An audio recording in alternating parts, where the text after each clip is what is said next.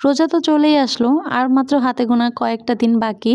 তো এই রোজার ভিতরে আমাদের নিত্য প্রয়োজনীয় যে কাজগুলো আছে সেগুলো যদি আমরা আগে থাকতে গুছিয়ে নিতে পারি, তাহলে মনে হয় যে আমরা ইবাদতে একটু বেশি বেশি মনোযোগ দিতে পারবো।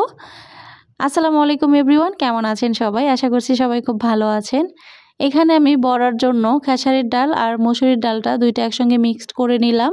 আর নেওয়ার পর ডালটা 3 থেকে 4 ঘন্টা ভিজিয়ে রাখবো। সেই সাথে আমি কিছু ছোলাও ভিজিয়ে রেখেছিলাম 4 ঘন্টার মতো। 4 ঘন্টা পর আমি এই ছোলাটা এখন সিদ্ধ করে নিব। এই কাজগুলো যেরকম আমাদের আগে থাকতে গুছিয়ে নিলে অনেকটা সহজ হয়, ঠিক সেরকমই যাদের বাসায় সিলিন্ডার গ্যাস আছে, তো আগে থাকতে ফ্রোজেন খাবারগুলো রেখে দিলে কিন্তু তাদের জন্য অনেকটা উপকার হয়। কারণ দেখা যায় ছোলা সিদ্ধ হতে না অনেকটা সময় লাগে। আর সিলিন্ডার গ্যাস যাদের, তাদের আসলে প্রতিদিন ছোলাটা সিদ্ধ করাও সম্ভব হয় না। তো একসঙ্গে সিদ্ধ করে আমরা ফ্রোজেন করে রেখে দিলেও ভালো হয়।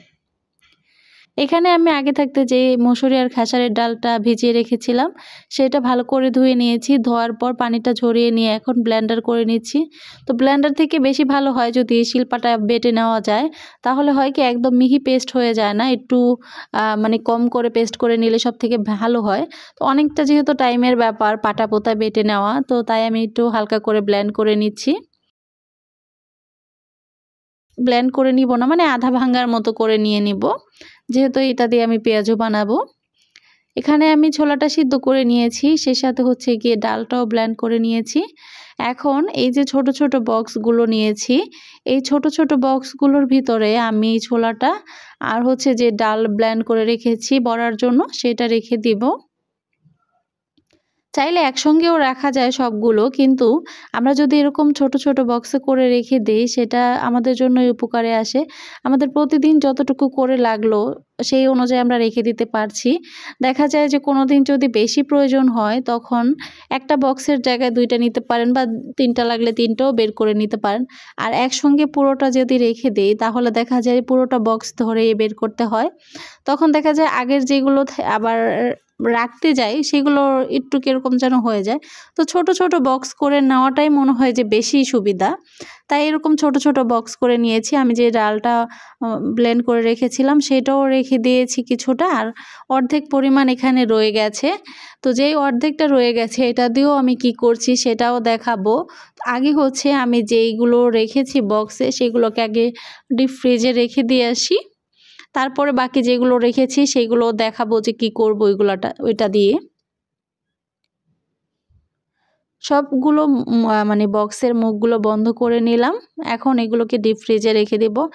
আর যেহেতু এটা নিত্য প্রয়োজনীয় একটা কাজ, তো এটা আগে থাকতে একটু গুছিয়ে নিলে আমাদের জন্য অনেকটা সুবিধা হয়। তো সবগুলো বক্স আমি এখন ডিপে রেখে দিচ্ছি। আপনারা চাইলে কিন্তু এই ছোলার সঙ্গে সিদ্ধ আলু কিছু করে রেখে দিতে পারেন, সেটাও কিন্তু অনেকটা ভালো হয়। তো সবগুলো বক্স আমি এইভাবে করে ডিপ ফ্রিজে রেখে দিলাম। আর এখন আমি এখানে যেটা আমাদের প্রতিদিনই দরকার পড়ে বেসন, তো বেসনটা একটু ফ্রি মিক্সড করে রেখে দিচ্ছি আর কি, সব কিছু দিয়ে একবারে মিক্সড করে রেখে দিব।